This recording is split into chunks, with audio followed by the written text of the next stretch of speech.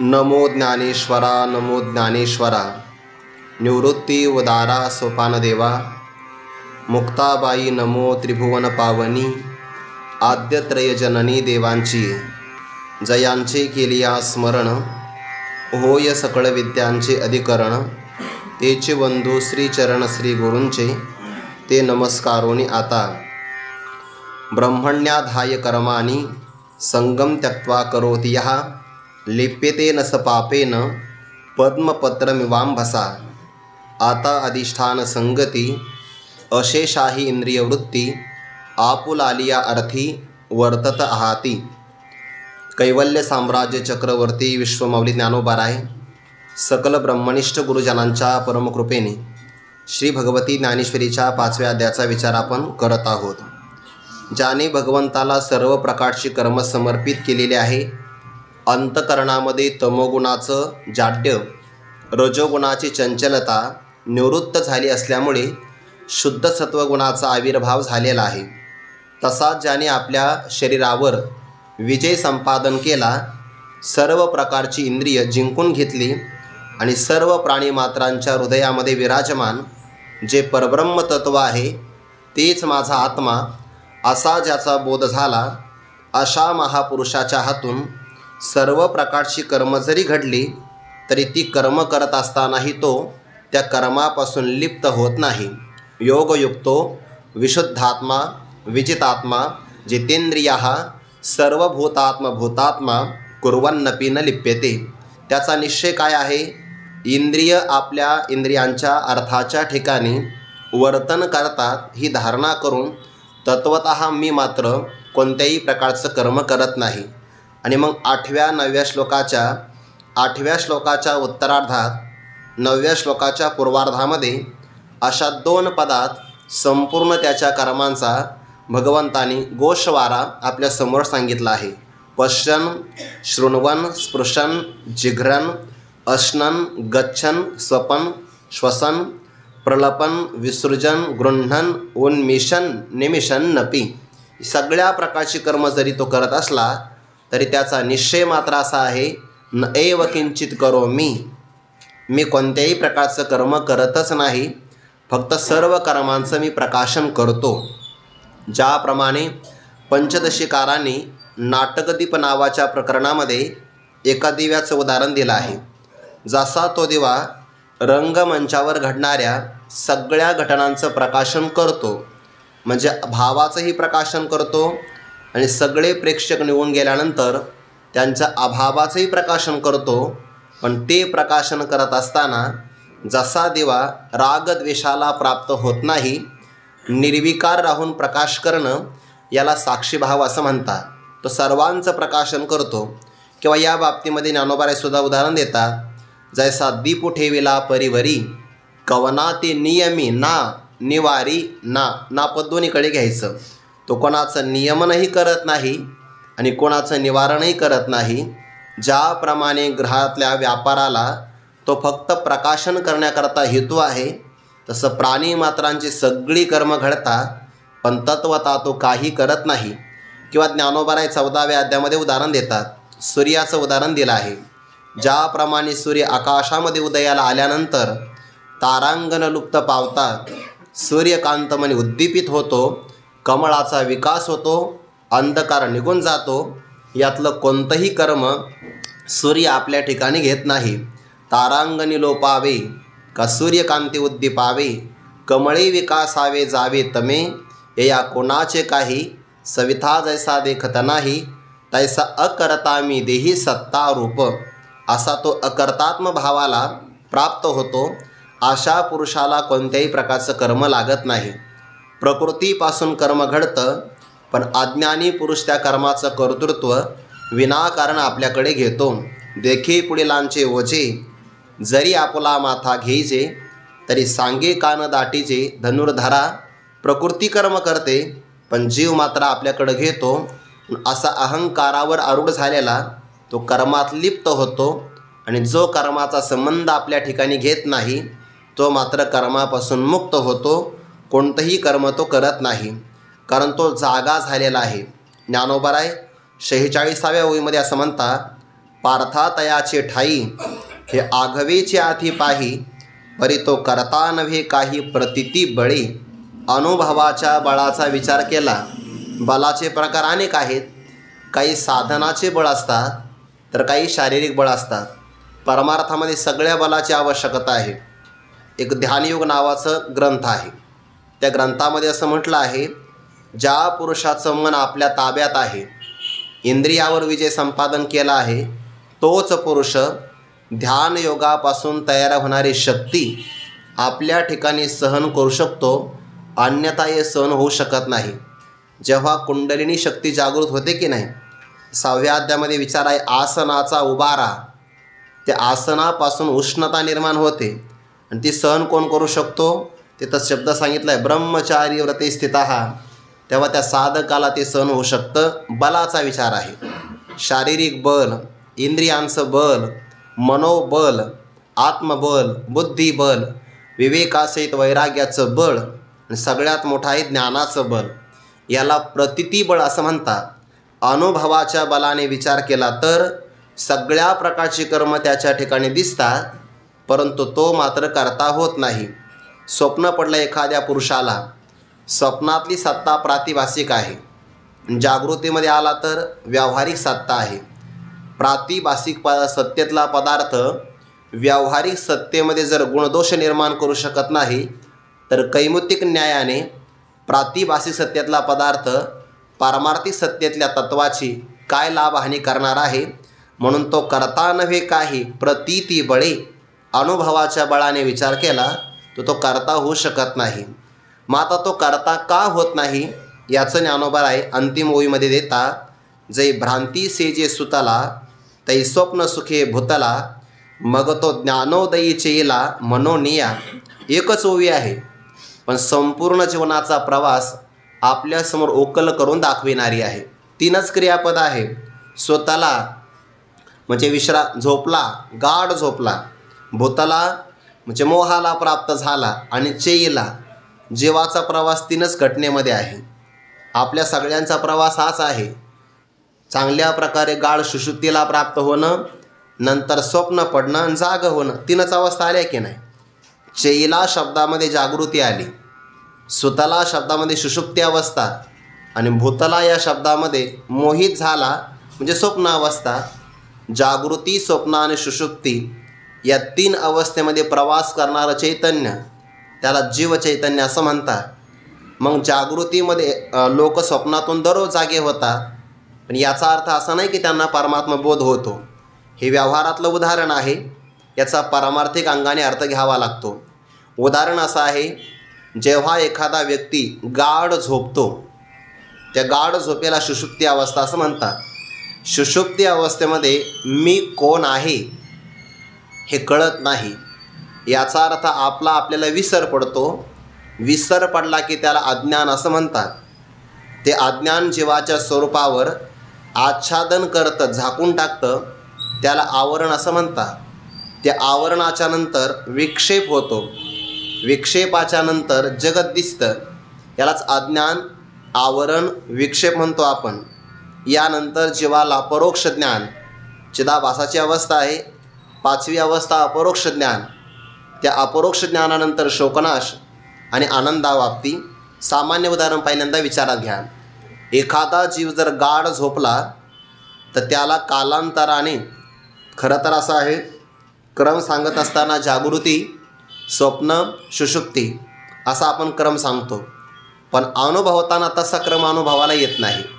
पहिल्यांदा जागृती असते, नंतर गाढ झोप लागते. झोपेमध्ये खंड आला की स्वप्न पडतं.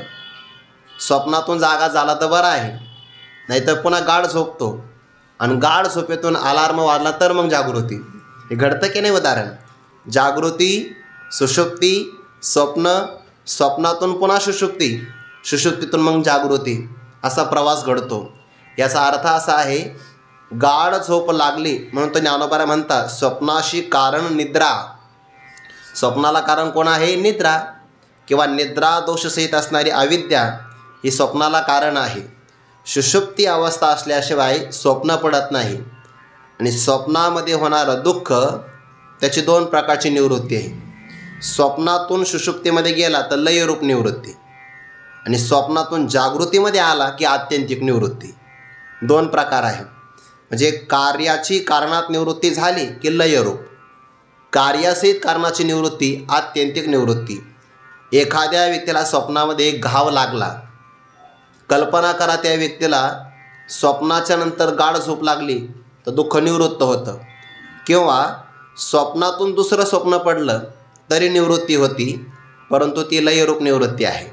ज्ञानोबा म्हणतात, स्वप्नीची या घाया औषध किंवा औषध चेवोची धनंजया. इथं ज्ञानोबारायांना आत्यंतिक निवृत्ती सांगायची आहे. स्वप्नामध्ये घाव लागला तर त्याला एकच कारण, औषध कोणतं आहे? जाग होणं हे त्याला औषध आहे. जागृतीमध्ये आल्यानंतर त्याचं स्वप्नही जातं, स्वप्नासहित त्याची निद्राही निघून जाते. हे झालं व्यवहारातलं उदाहरण.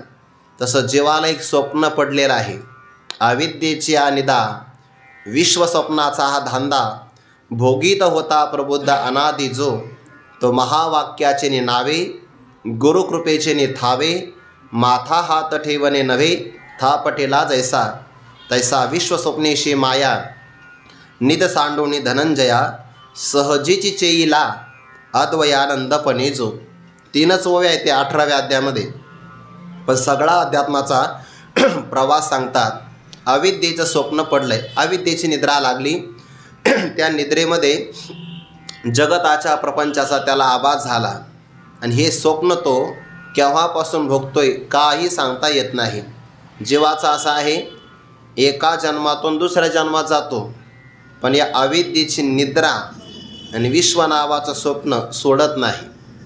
त्याला जर भाग्ययोगाने श्री गुरूंची भेट झाली तर ते महावाक्याचा उपदेश करून त्या वाक्यामध्ये गुरुकृपेचं बळ असतं. अगोदर जीव भ्रांती शेजे सुतला, मी कोण आहे कळत नाही, आवरण होतं, विक्षेपाचा अनुभव येतो, त्याला स्वप्न असं म्हणतात. अज्ञान, आवरण आणि विक्षेप याच्यामध्ये जीवाचा प्रवास आहे. आणि श्री गुरु जीवनामध्ये आले की त्याला पहिल्यांदा परोक्ष ज्ञान करून देतात, आणि परोक्ष ज्ञानानंतर ज्या परब्रह्माचं परोक्ष ज्ञान झालं ते सुद्धा आत्मस्वरूप आहे असं अपरोक्ष ज्ञान करून दिलं की त्याला मग अध्यात्मविषयात्मी जागृती प्राप्त होते. तोच भावित सांगता, जे भ्रांती शेजे सुतला, तै स्वप्न सुखे भूतला. भ्रांतीच्या शय्येवर, अंथरुणावर जेव्हा तो निजला त्या काळामध्ये त्याला स्वप्नसुखाचा मोह निर्माण झाला, परंतु त्याच्या भाग्याचा उदय झाला तर श्री गुरु त्याच्या जीवनामध्ये येतात. त्याला अपरोक्ष ज्ञान महावाक्याच्याद्वारे करून दिलं की जसा झोपेतला व्यक्ती जाग झाल्यानंतर स्वप्नाला विसरतो, तसा हा सुद्धा महावाक्याच्याद्वारे आपल्या आत्मस्वरूपाच्या जागृतीला प्राप्त झाला. तर मग मी करता, मी भोगता अशा भ्रमाला तो विसरतो. मग तो ज्ञानोदयी चेला म्हणून या करता नव्हे काही, अशा मागच्या वेळीचा एक संबंध घ्यायचा.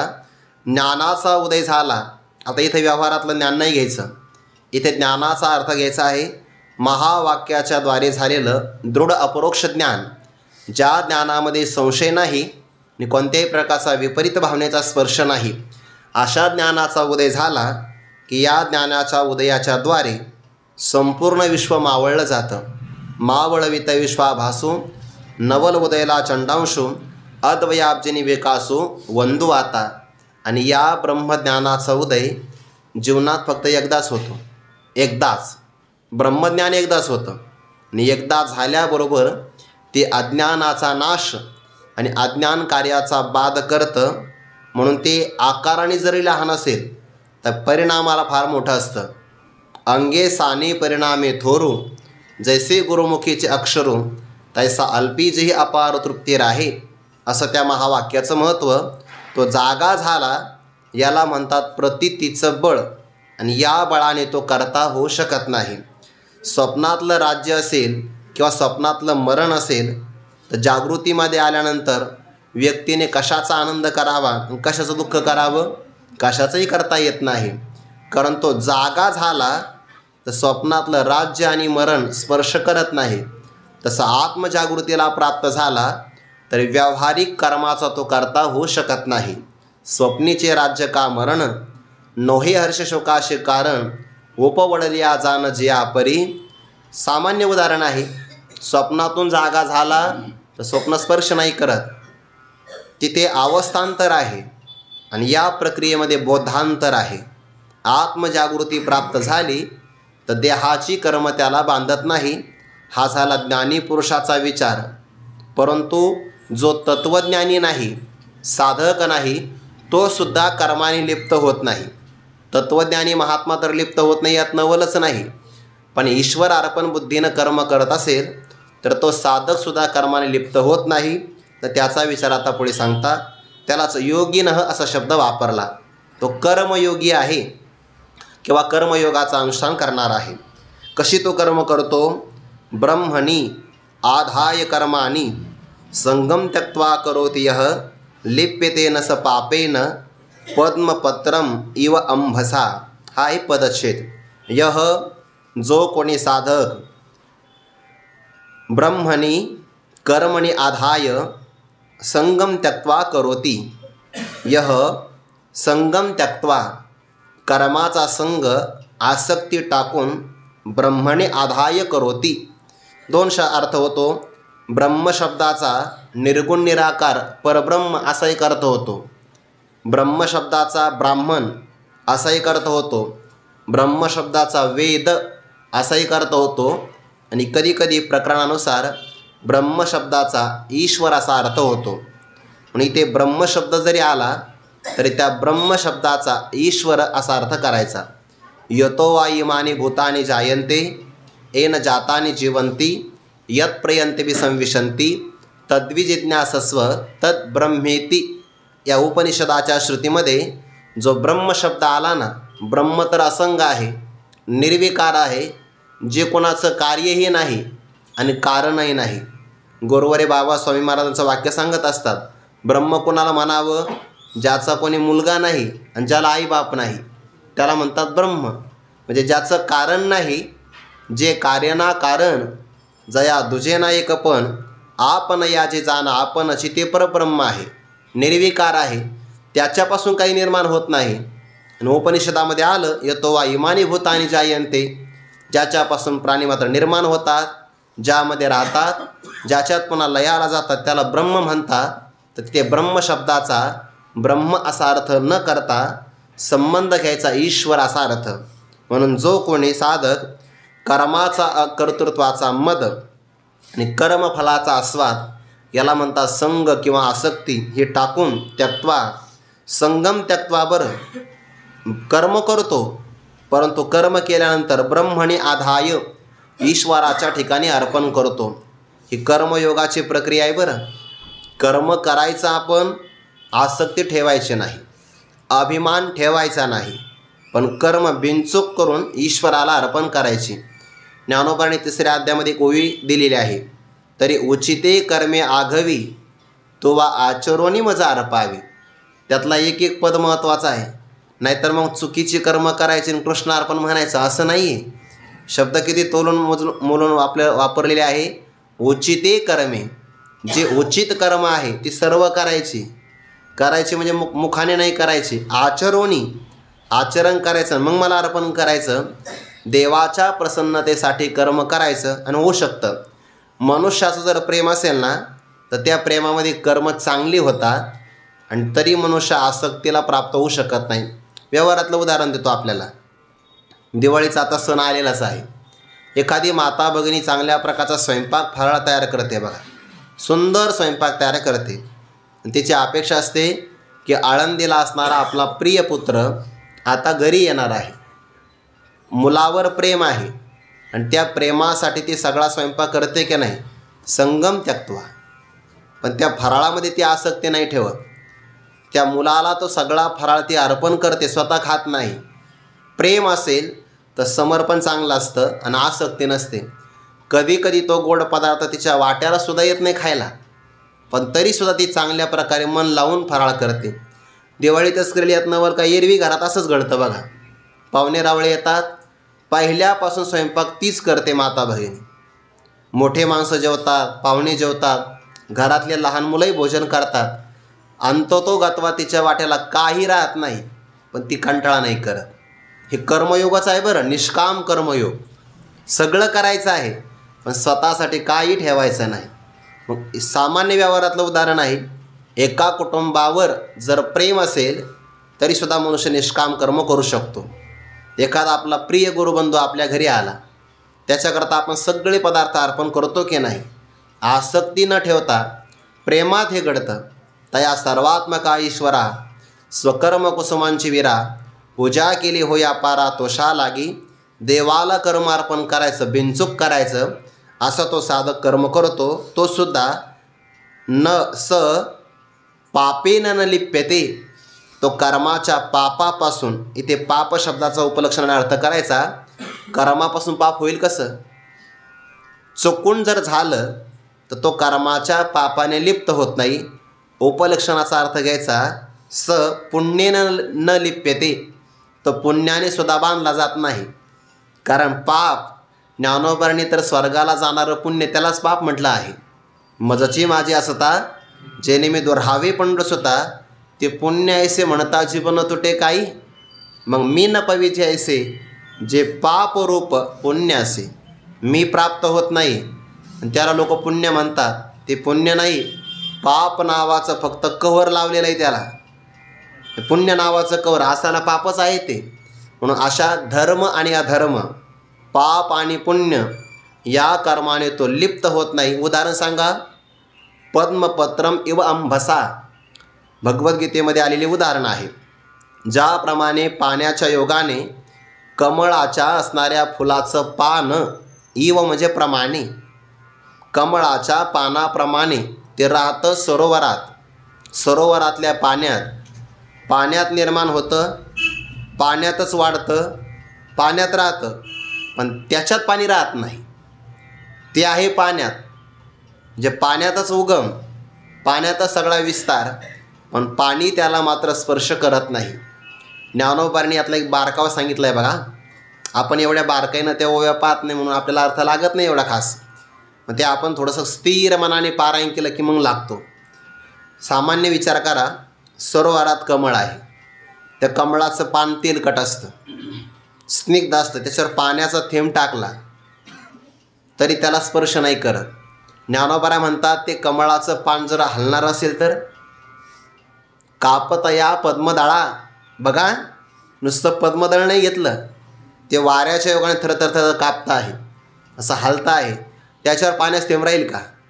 कापतया पद्मदळा वरिलिया बैसका नाही जळा, का चित्त जैसे व्याकुळा माणूसाचे. म्हणजे कमळाचं पान जर कंपायमान असेल तर त्याच्यावर ज्याप्रमाणे पाण्याचा थेंब थांबतच नाही, तसा हा महात्मा ईश्वराला कर्म अर्पण करतो, साधक आहे, पण आसक्ती ठेवत नाही, तर त्याला ते कर्म कमळाच्या पत्राप्रमाणे आणि पाण्याप्रमाणे लिप्त करत नाही. पाठीमागे 4थ्या अध्यायामध्ये सांगितलं, ज्ञानाग्नी सर्व कर्माणी भस्मसात करुते, तथा ज्ञानाचं वैभव आहे की सगळ्या प्रकारची कर्म भस्मसात होऊन जातात, तीही लागत नाही. तो का म्हणे, आम्ही झालो अग्निरूप लागो निदू पाप पुण्यांगा. आम्ही पापही लागू देत नाही, पुण्य लागू देत नाही. पाप वाईट आहे आणि पुण्य त्यापेक्षा भयानक आहे. कारण बेडीच आहे ती, लोखंडाची तरी बेडीच आणि सोन्याची तरी काय बेडीच आहे. आता साखर सामान्य खाल्ले काय, जास्त भावाचे खाल्ले काय, बेडीच आहे ना, कसे का होय ना, बेडीच आहे ती. बांधते, बंधन करते ना, चंदनाचा तरी शूळच आहे आणि सामान्य लाकडाचं तरी शूळच आहे. बंधन करताना पापही बंधनात्मक आहे, पुण्यसुद्धा बंधनात्मक, त्यात तो बांधला जात नाही. यावर स्पष्टीकरण ज्ञानोबारे करतात. 3च ओव्या आहे. आता अधिष्ठान संगती अशेषाही इंद्रिय वृत्ती आपुलाली अर्थी वर्तत आहाती. ज्ञानोबाने अर्थ कसा घेतला बघा. बाकी महापुरुषांनी अर्थ घेतला आहे, ईश्वराला तो कर्म समर्पण करतो आहे. ज्ञानोबारे अर्थ घेतात, ब्रह्मणी आधाय, आधाय म्हणजे आधार, आधाय म्हणजे अधिष्ठान, परब्रह्माच्या अधिष्ठानावर सगळ्या प्रकारची सत्ता आणि स्फूर्ती मिळते. एका चैतन्याला सोडलं तर बाकी सगळं जड प्रपंच आहे, जो स्वतःलाही जाणत नाही, अन्यालाही जाणत नाही त्याला जड असं म्हणतात. मराठीतला शब्द आहे बरं, जड आणि जड. उच्चार बदलता अर्थ बदलतो.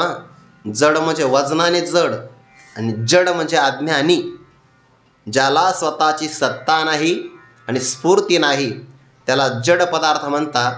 आणि जडाच्या ठिकाणी चेतनत्व यायचं असेल तर त्याला अधिष्ठानाचं ज्ञान असावं लागतं. आपल्या शरीराचा विचार जर केला, याच्या जीवात्मा जेव्हा निघून जातो की नाही, शरीर पडलेलं असतं बघा. शरीर आहे, सगळ्या प्रकारची इंद्रिय आहेत, पण त्याच्यात टवटवी नसते, कारण यातलं जीव चैतन्य निघून गेलं आहे. चैतन्य हे परमात्म चैतन्याचा अंश आहे आणि त्याच्यामुळे याच्यामध्ये चैतन्य येतं. जोपर्यंत शरीरामध्ये जीव किंवा प्राण आहे, जीव प्राणधारणे, तोपर्यंत याला महत्त्व आहे. एकदा याच्यातून प्राण गेला, याला कोणी आलिंगन देत नाही. ज्ञानोबा म्हणतात, अंगनसूय आलिंगना प्रेताची. कोणी आलिंगन भीती वाटते माणसाला.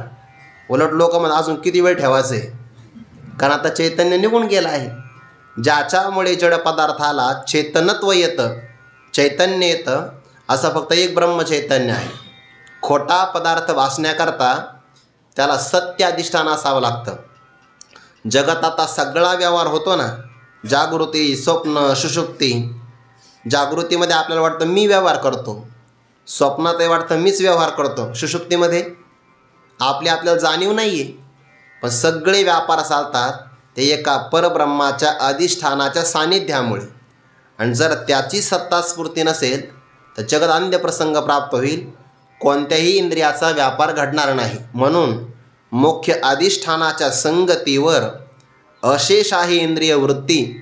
सगळ्या प्रकारच्या इंद्रियांच्या वृत्ती, डोळ्याची पाहण्याची, कानाची ऐकण्याची किंवा कर्मेंद्रियाची वृत्ती, सगळ्या वृत्तीच्या द्वारे इंद्रिय आपुलाली अर्थी वर्तत आहाती. इंद्रिय सगळे आपापल्या वृत्तीच्या द्वारे आपापल्या अर्थी म्हणजे विषयामध्ये वर्तन करत आहात. इंद्रिय प्रामाणिक आहे बघा. ते आपलं क्षेत्र सोडून दुसऱ्यामध्ये हस्तक्षेप नाही करत. आणि जिथं जास्त लोक हस्तक्षेप करतात ना, तिथं काम बिघडतं. व्यवहारातलं एक उदाहरण आहे. स्वयंपाक करायला लागला एखादा व्यक्ती, तर जिथं मुख्य आचार्य आहे ना, त्याला जास्त सांगू नये बरं. त्याला फक्त एकदा सांगावं काय करायचं आणि किती करायचं, बस. त्याच्या पलीकडे सांगू नये. काही माणसं तिथं डोकं लावतं, मला वाटतं तरी जास्त आहे, मला असं वाटतं मीठ कमी. अरे त्याला अनुभव आहे ना. असे जास्त जण जर आले ना एका ठिकाणी, ते काम बिघडतं बघा. पण ते एक सूत्री कारभार पाहिजे. इंद्रियाचं तसं आहे. कानाचं काम एकच आहे, फक्त ऐकणं. ते पाहण्याचं काम नाही करत. डोळ्याचं काम आहे रूप पाहणं, ते शब्द ऐकण्याचं काम नाही करत. आपुलाली अर्थी, ते आपले क्षेत्र सोडून जात नाही. दुसऱ्याच्या कामामध्ये आपण म्हणतो ना, डोकं लावत नाही. ते आपुलाली अर्थी वर्तत आहाती. पण इंद्रिय जरी आपापल्या विषयामध्ये वर्तन करत असेल तर त्या इंद्रियांना सान्निध्य परब्रह्माचं आहे. अधिष्ठानाची संगती त्याच्याशिवाय ते करत नाही. जसं लोह चुंबकाची शक्ती जर आली तर त्या लोखंडामध्ये सुद्धा चुंबकत्व येतं. त्या लहानपणी तुम्ही खेळले की नाही मला माहिती नाही. चुंबक असतं, त्याला एखादा असं लोखंडी खिळा लावतात बघा विद्यार्थी, आणि त्या खिळ्याच्या शेवटच्या टोकाला ते जुन्या काळात 25 पैशाचं नाणं होतं किंवा 50 पैशाचं. 1 रुपयाचं त्या खिळ्याला झेपत नाही, तर चुंबक मोठं लागतं. लहान चुंबक असेल तर त्या खेळ्यामध्ये चुंबकत्व येतं. त्याला 25 पैशाचं नाण्याला फुंकर मारायची, गरगर फिरतं बघा ते. आता नका करू प्रयोग, पण ते फक्त अनुभवा. लोखंडाच्या ठिकाणी जे चुंबकत्व आलं ते कोणाचं आहे? मूळ चुंबकाचं आहे. तसं इंद्रियाच्या ठिकाणी जो व्यवहार प्रकाशनाचं सामर्थ्य आलं ते मूळ अधिष्ठानाचं आहे. आता अधिष्ठान संगती अशेषाही इंद्रिय वृत्ती आपुलाली अर्थी वर्तत आहाती. ज्ञानोबारे उदाहरण देतात बरं. मूळ श्लोकात एकच उदाहरण आहे, ज्ञानोबाने 2 दिले आहे. 2 का दिले? एक उदाहरण आहे प्रकाशनासाठी आणि एक उदाहरण आहे अलिप्तपणासाठी. दीपाचेनी प्रकाशे गृहीचे व्यापार जैसे, देही कर्म जात तैसे योगयुक्ता. तो कर्मे करी सकळे परिकर्म बंधाना कळे, जैसन शिंपे जळी जळे पद्मपत्र. हे तर उदाहरण आहे श्लोकातलं. पण ज्ञानोबा यांची प्रतिभा शक्ती एवढी संपन्नता आहे की त्यामुळे प्रकाशन कसं होतं, अधिष्ठान परमात्म्याच्या ते चैतन्य एकच आहे. व्यापक असल्यामुळे त्याला ब्रह्मचैतन्य म्हणतात आणि एका देहाचा उपाधी लागल्यामुळे त्याला कूटस्थ चैतन्य म्हणतात. एवढाच फक्त विचार आहे. उपाधीचा भाग बाजूला केला तर चैतन्य एकच आहे. म्हणून तर ज्ञानोबाने दुसऱ्या अध्यायामध्ये काय म्हटलं, या उपाधी माझी गुप्त चैतन्य असे का चैतन्य आहेत सर्वगत, नाही नाही असे शब्द वापरला. असे म्हणजे एकच असे, दोन नाही आहे. किंवा गोपिकासुद्धा हेच म्हणतात, याला नाही दुसरा जोडागे. याला दुसरा जोडा नाही म्हणजे याच्या बरोबरीचं दुसरं चैतन्य नाही, हा एकटाच एक आहे, एकच चैतन्य आहे. प्रकाशन सर्वांचं करतं. उदाहरण दिलं आहे दीपाचिनी प्रकाशे. हे उदाहरण 9व्या अध्यायामध्ये पण आलं ना आता.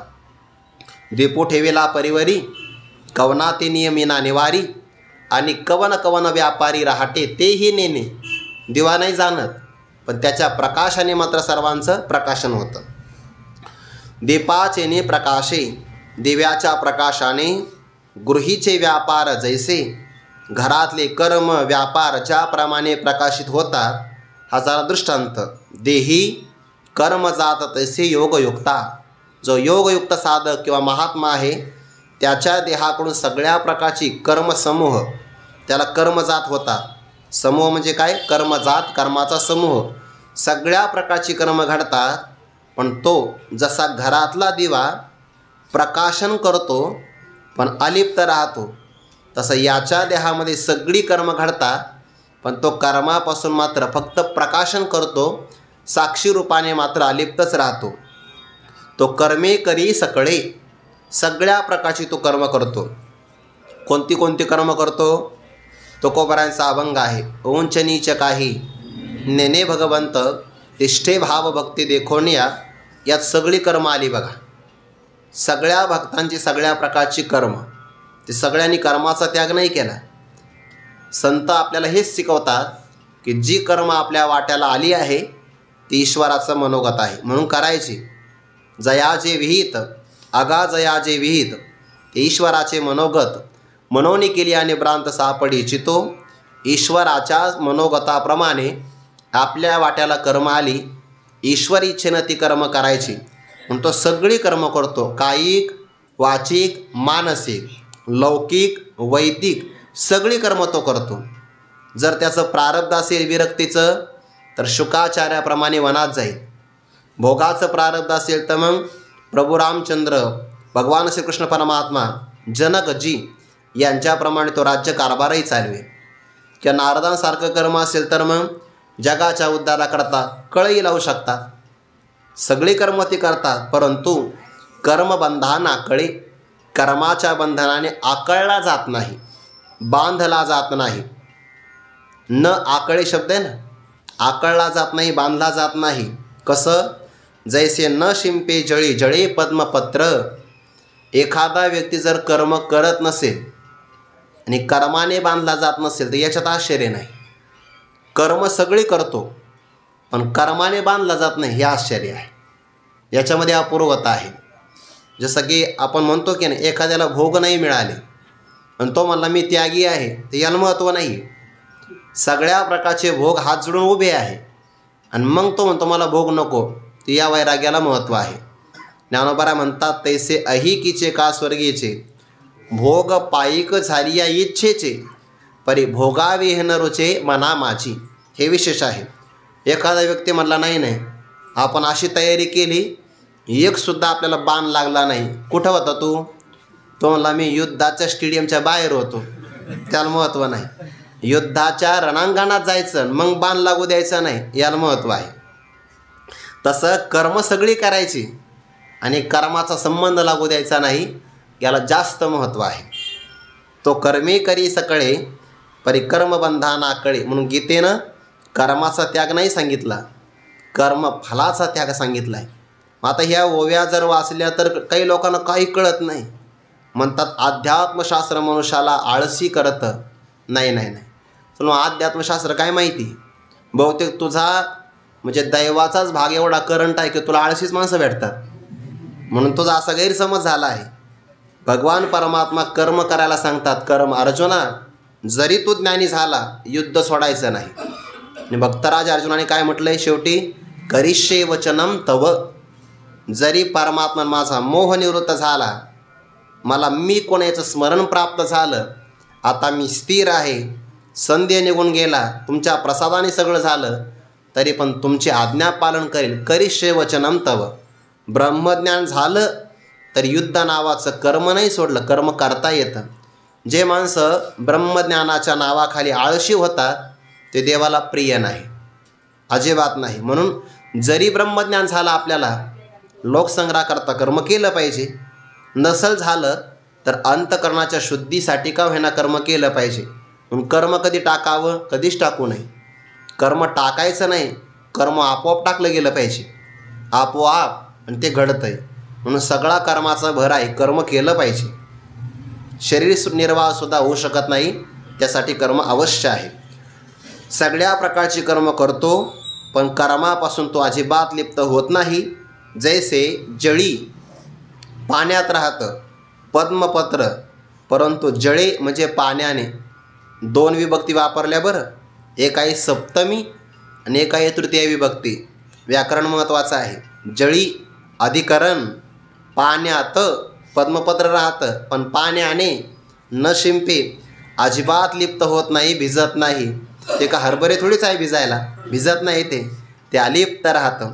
तसा महात्मा कर्म करतो, पण कर्माने बांधला जात नाही, हातवटी त्याची. आपण कायमचं उदाहरण पाहतो ना, ते दुर्वासा आले भोजन करायला, सगळ्या गोपिकांनी स्वयंपाक केला. प्रश्न पडला पलीकडे कसं जायचं. भगवान म्हणाले काही नाही, यमुना मैयाला प्रार्थना करा. जर श्रीकृष्ण परमात्मा बालब्रह्मचारी असेल, गोपिका म्हणाले तू बालब्रह्मचारी, एवढे मोठे लग्न झाले ना तुझे, म्हणाल काय हरकत आहे. म्हटल्याबरोबर दिली वाट यमुने माये खरी हो. तिकडून येताना पुन्हा दुर्वासाने तोच प्रश्न वापरला की मी बालपणापासून निराहारी असेल, भोजनच केलं नसेल, मी उपवासी असेल तर वाट दे. दिली वाट. आणि मग गोपिकांनी भगवंताला विचारले कसं काय झालं. दुर्वासाने आमच्या देखत अन्न भक्षण केलं, म्हणजे आहारी होते तर म्हटले निराहारी, आणि तुमचे एवढे मोठे लग्न झाले आणि तुम्ही म्हणतात बालब्रह्मचारी. भगवंताने सांगितलं ज्ञानी पुरुषाला देहाच्या ठिकाणी अहंकार नसतो, आणि तो पारमार्थिक सत्तेत राहिल्यामुळे व्यावहारिक कर्म किंवा प्रातिभासिक कर्म त्यांना लिप्त करत नाही. म्हणून यमुना मैयाला हे खरं माहिती, म्हणून तिने वाट दिली. जैसे न शिंपे जळी जळे पद्मपत्र. कोणते कोणते कर्म करतात. कायेन मनसा बुद्ध्या केवलैरिंद्रियैरपि योगिनः कर्म कुर्वन्ति संगम त्यक्त्वा आत्मशुद्धये. हा केवल शब्द आहे ना, याचं बहुवचन आहे. म्हणून केवलैहि इंद्रियैहि अपि असं घेत असताना सगळीकडे तो शब्द घ्यायचा. कायेन मनसा बुद्ध्या केवलैहि इंद्रियैहि अपि योगिनः कर्म कुर्वन्ति संगम त्यक्त्वा आत्मशुद्धये. इथे आत्मा शब्दाचा अर्थ होतो अंतकरण. आत्मा तर मुळात शुद्धच आहे की नाही. उपाधी वेगळे, तुम्ही निर्विकार. तो आत्मा शुद्ध आहे, त्याला परत काय शुद्ध करायचं. तर इथे आत्मा शब्द हा अंतकरण या अर्थाने आला आहे, चित्तशुद्धीसाठी. योगिनः निष्काम कर्मयोगी कर्म करतात. कशी कर्म करतात. कर्म कुर्वन्ति बहुवचन आहे ना, कर्माने कुर्वन्ति असा शब्द का नाही वापरला. कारण जातो एकवचनम या अर्थाने ते एकवचन आलं आहे. योगिनः कर्म संगम त्यक्त्वा आत्मशुद्धये कुर्वन्ति. संग परित्याग करून आत्मशुद्धीसाठी कर्म करतात. पण कोणती कोणती कर्म करतात. कायेन शरीराने. इथे केवल शब्द घ्यायचा. केवल शरीराने, मनसा केवळ मानसिक मनाने, केवळ निश्चयात्मक बुद्धीच्या द्वारे, आणि केवळ इंद्रियांच्या देखील द्वारे सगळी कर्म करतात. म्हणजे काया वाचा आपण म्हणतो व्यवहारामध्ये, इंद्रिय शब्दामध्ये वाचा घेऊ शकतो आपण, किंवा प्रकरणामध्ये कायिक कर्म, मानसिक कर्म, बौद्धिक कर्म आणि ऐंद्रिक कर्म, ही सगळी कर्म ती करतात. पण संग परित्याग करून केवळ आत्मशुद्धी अंतकरणाच्या शुद्धीसाठी कर्म करतात. ते असं कर्म केलं तरी ते बांधले जात नाहीत.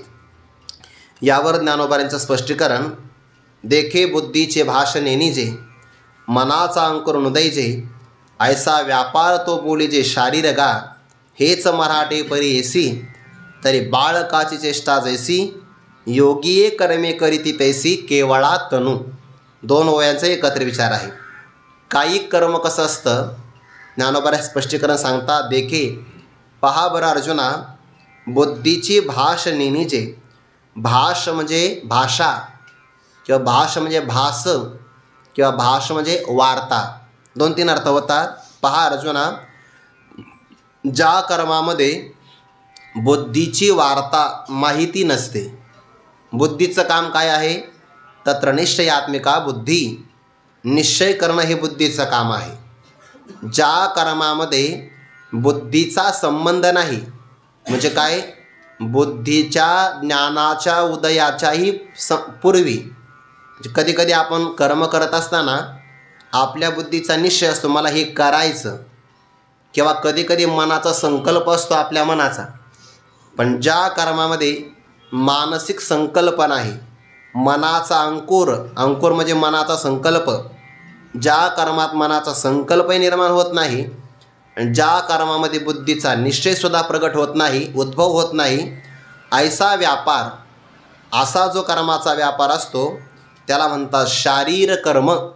केवळ शारीरिक ते कर्म आहे. आणि लक्षात नाही आलं, आता लक्षात आणावं याकरिता दृष्टांत ज्ञानोबा देतात. गोड उदाहरण आहे.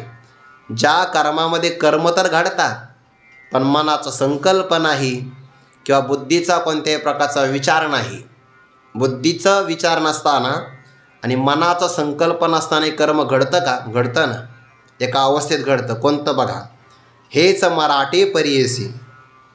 मराठी म्हणजे सुलभ रीतीने, मराठी म्हणजे मराठी भाषेत असा अर्थ नाही आहे. मग अगोदरची ओवी कोणत्या भाषेत आहे? मराठी भाषेतच आहे की नाही? पण मराठी भाषेत असताना 51 क्रमांकाची ओवी कळत नाही आपल्याला. शब्द वापरायचे मराठी जे सुलभ रीतीने परियेसी, चांगल्या रीतीने. ऐक बरं अर्जुना, कसा आहे म्हणे, तरी बाळकाची चेष्टा जैसी. लहान मुलं असतात ना, बालकत्व कुठपर्यंत असतं? सामान्यपणे 5 वर्षापर्यंत. लालयेत 5 वर्षांनी 10 वर्षांनी ताडयेत, प्राप्तीत 16 वर्षी पुत्रे मित्रवत आचरेत. लहान मुलांचा लाड फक्त 5 वर्ष, पुढचे 10 वर्ष शिस्त लावायची, झाले 15 वर्ष, 5 आणि 10. 16व्या वर्षामध्ये गेला की मुलगा म्हणून न पाहता मित्राप्रमाणे वागायचं. मित्राप्रमाणे म्हणजे मोकळ्या मनाने वागायचं, नाहीतर आपला मित्र जे करतो तेच मुलासोबत करा असा त्याचा अर्थ नाही. आणि ते काल म्हटले एक महाराज, ते आता ते वाक्य सांगून जातो, मित्राप्रमाणे वागायचं म्हणजे जंगली रमी पे आવો ना महाराज असं नाही. हां, मित्रवत वागायचं म्हणजे मोकळ्या मनाने व्यवहार करायचा, नाहीतर हाय आपला मित्र ये मग बस असं नाही, असा अर्थ नाही घ्यायचा त्याचा. लालयेत 5 वर्षांनी, 5 वर्षापर्यंत लाड, पुढचे 10 वर्ष शिस्त, 16व्या वर्षामध्ये मुलगा गेला, मित्राप्रमाणे वागायचं मोकळ्या मनाने, त्याच्या मनातले भाव चालले पाहिजे. पण लहान मुलं कर्म नाही का करत? पाळण्यातला मुलगा सगळे, नाथ महाराजांनी 24 गुरु जे केले दत्तात्रयांनी, त्यामध्ये बाळकाला एक गुरु केले बघा. त्यांनी असं म्हटलं आहे, या जगात 2च व्यक्तिमत्व असे आहे की जे आनंदाने संपन्न आहे, चिंता अजिबात नाही. एक आहे गुणांच्या पलीकडे गेलेला महात्मा, आणि दुसरा पाळण्यात खेळणारा बालक. द्वावेव चिंतया मुक्तो परमानंद आपलोतो, यो विमुग्धो छोडो बालो यो गुणेभ्य परम गताहा. जो आपल्यामध्ये रममान होतो, ज्याला काहीच कळत नाही, लहान मुलगा कर्म नाही करत, पाळण्यात सगळी कर्म करतो, पण त्या कर्मात मन संकल्प नाही आणि त्या कर्मात बुद्धीचा निश्चयसुद्धा नाही. लहान मुलं निरागस फार असतात बघा. एका मनुष्याने म्हणे कर्ज घेतलं, सावकाराला कर्ज मागायला, आता दरवाजा बंद नाही करता येत, तो मागच्या घरात गेला आणि मुलाला सांगितलं, तो मनुष्य सावकार जर आपल्या दरवाजात आला तर त्याला सांगायचं वडील घरात नाही असं सांगायचं बरं. ते मुलगा खेळतच होता. सावकाराने विचारलं, तुझा बाप कुठे? तुला माझ्या बापानं सांगितलं मी घरात नाही असं सांग. बाळकाची चेष्टा जैशी. निरागस आहे, त्याला काय माहिती आहे? खरं खरं सांगितलं, लहान मुलं खरंच बोलत असतात, त्याला खोटं बोलायला आपण शिकवितो. लहान मुलं खरंच बोलतात. लहान मुलाला मोबाईलचे व्यसन नाही ते आपण लावतो. त्याला चहा प्यायची सवय नसते आपण लावतो. खोटं बोलायचं आपण शिकवतो. शिव्या वा वा, आपल्या घरातच ते चालू होते ना घोष, त्याच्या कानावर पडतात ते. नाही तर लहान मुलं चिखलाचा गोळा जसा आकार देता येईल तसा. मुलाला काय जन्मजात मोबाईलचं व्यसन असतं का? पण आई म्हणते दर, आणि आई डाउनलोड करून देते गेम, खेळत राहा. मग तो येतो जंगली रमीवर कधी कधी. घडतं की नाही असं? अहो, हे हसण्यासाठी नाही बरं. बऱ्याच असणाऱ्या मुलांनी ते काय पासवर्ड काय म्हणतात तर ते माहिती करून घेतले आणि ते प्रलोभन पडलं. सुरुवातीला असं म्हणतात मी खेळलो नाही आहे, सुरुवातीला असं म्हणतात त्याच्यावर 50-100 रुपये मिळतात. लालच लागली, लालच बुरी बाला आहे. एकदा लागली का मग मी नावं नाही सांगणार, पण 2-3 माणसं मला माहिती आहे ज्यांचे 3-3 लाख रुपये त्याच्यावर गेले. आणि ते दिवसा नाही खेळत, ते रात्री 11च्या पुढं 2-3 सकाळी 4-4 वाजेपर्यंत खेळतात ते. आणि त्याच्यात असं आहे, एक इथे असतो, एक गावाकडं असतो आणि 4 माणसं एकत्र ऑनलाईन, आणि त्याच्यावर ते खेळतात आणि पैसे जातात त्याचे. 3-3 लाख रुपये गेलेले मला माहिती आहे. नावं नाही सांगत, मला जगायचं अजून काही दिवस. हेच मराठी परियसे बाळकाची चेष्टा जैसे. पाळण्यातल्या मुलाला काय आहे, तो कर्म करतो पण त्या कर्मात मनसंकल्प नाही, बुद्धीचा निश्चय नाही. तसं योगिये कर्मे करती तैसे केवळा तनू. केवळ शरीराने, बरं बघा केवळ शब्द घेतला ज्ञानोबाऱ्यांनी. केवळा तनू, केवळ शरीराने कर्म ते करतात, त्या कर्माचा त्यांना लेप लागत नाही. त्यानंतर पुढं आहे मानसिक कर्म. हे कुठं घडतं? स्वप्नात. मग पांचभौतिक संचले, जेव्हा शरीर असे निदेले, तेथे मनचे रहाटे एकले, स्वप्नी जेवी नवलायके धनुर्धरा, कैसा वासनेचा संसारा, देहा होणे दिवच करा परी सुख दुःखे भोगी, इंद्रियांच्या गावी नेण्याचे ऐसा व्यापार जो निपजे, तो केवळ गा म्हणजे मानसाचा. योगी येतो ही करीती परिकर्मे तेन बंदी जती, जे सांडिली आहे संगती अहम भावाची. 4 ओव्या मानसिक कर्माचं स्पष्टीकरण करतात. हा एकत्र संबंध आहे बरं. असे काही काही विभाग लावले ज्ञानेश्वरीमध्ये, मग अर्थ करायला सोपे जातात. इथे 4 ओव्यांचा एकच संबंध आहे. मग म्हणजे केवळ शारीरिक कर्म झाल्यानंतर मानसिक कर्म कसं आहे? मग पांचभौतिक संचले शरीर, पंचभूतापासून संचले तयार झालेलं हे शरीर निदेले असे, झोपलेलं असतं बघा. निदेले असे सुषुप्ती अवस्थेमध्ये झोपलेलं आहे आणि ते सुषुप्तीतून बाजूला येतं, त्याला म्हणतात स्वप्न अवस्था. तेथे मनची रहाटे एकले स्वप्ने जेवी. आलं की नाही? शरीर झोपलेलं आहे बाहेरून, सुषुप्ती अवस्था आहे. सुषुप्ती अवस्थेत थोडासा बदल झाला की स्वप्नामध्ये मनची, चकाराने सांगितलं फक्त मन असतं. फक्त विचारसागरात आलं आहे. आपल्या कंठात एक पुरीतत नावाची नाडी आहे, सोपी ध्यानात ठेवायला. पुरी ध्यानात ठेवायची. पुरीतत नावाची नाडी लहान मुलाच्या केसाचा 10,000वा हिस्सा इतका तिचा आकार लहान आहे. त्या असणाऱ्या नाडीत आपलं मन फक्त क्षणभर जातं. हे एवढं मोठं स्वप्न पडतं. स्वप्न पडतं की नाही? मनची रहाटे एकले स्वप्ने जेवी. ज्ञानोबा म्हणतात, पण आश्चर्य अर्जुना, नवल ऐके धनुर्धरा. त्याचं आश्चर्य काय आहे? स्वप्नामध्ये मन राहतं आणि मनात वासना राहतात. वासनात्मक प्रपंच स्वप्न आहे. कैसा वासनेचा संसारा. संसारा म्हणजे पसारा, विस्तार. कसा काय त्या मनामध्ये वासनेचा पसारा असतो की तो पसारा, विस्तार देहा हो नेदी उचगरा. उचगरा म्हणजे जाग. देहाला जागत हो देत नाही, परी सुख दुःखे भोगी. पण स्वप्नामध्ये ती वासना, ते वासनेचा विस्तार जीवाला सुखदुःख भोगण्याकरता भाग पाडते. नेमकं असं आहे, जागृतीमध्ये जे चिंतन ते स्वप्नामध्ये दिसतं. जागता आज वसिजे तव जेने ध्याने भावना भावीजे, डोळा लागत खेव देखिजे तेची स्वप्नी.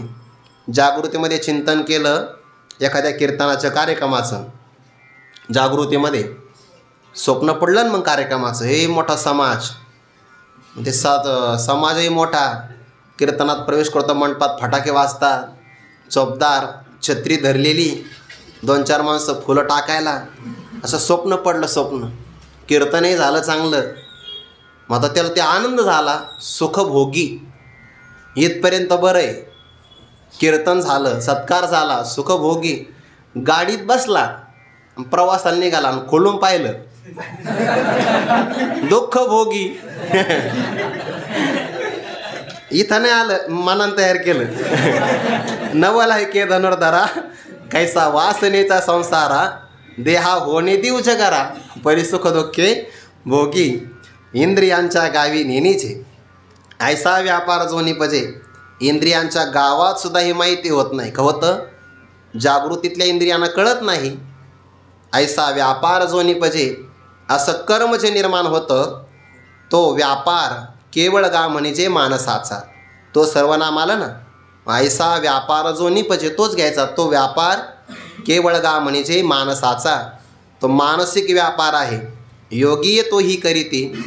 कर्मयोगी तो मानसिक व्यापाराचं कर्म किंवा मानसिक व्यापार करता, परंतु कर्मे ते न बंधिजती. त्या कर्माने ते मात्र बांधले जात नाही. काय कारण?